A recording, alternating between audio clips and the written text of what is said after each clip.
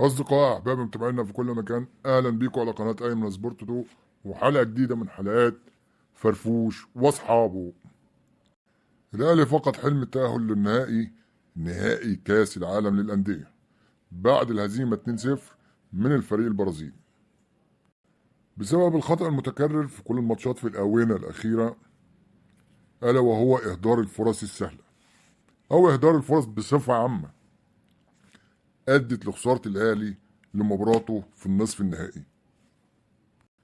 الأهلي بمشاركته التاسعة في بطولة كأس العالم للأندية ووصوله للمرة السادسة للدور قبل النهائي للأسف يفشل في الوصول للنهائي. السؤال اللي بيطرح نفسه الآن، إمتى كولر هيقدر يحل مشكلة إهدار الفرص؟ هل بتغيير طريقة التدريب للمهاجمين أو تدريبات خاصة للمهاجمين، أم هيستعين بتدعيمات في يناير؟ وما هو مصير موديست سيء الحظ أو الغير موفق مع الأهلي؟ هل يستمر لنهاية الموسم أم يتم الاستغناء عنه في يناير؟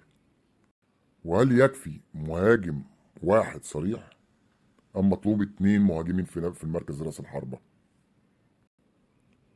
ومحتاجين برضه جناح يمين وجناح شمال، لأن بيرسي تاو وحسين الشحات مش كفاية، عايزين حاجة على مستوى أو أعلى من كده لسد الثغرات دي ومحاولة تقليل إهدار الفرص. طب والدفاع؟ واحد زي محمد عبد المنعم لو جات له فرصة إن هو يحترف، إيه الحل؟ وهل رامي ربيعة وياسر إبراهيم وعلي معلول ومحمود متولي اللي متصاب دايما، هل هم كفاية في الدفاع؟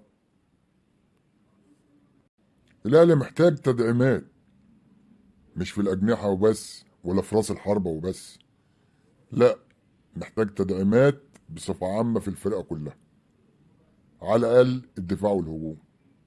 ده إذا كنا بنفكر من دلوقتي اللي احنا نعد فريق كويس على مستوى نقدر ننافس بيه ونلعب فيه كأس العالم ونوصل على الأقل لنهائي كأس العالم.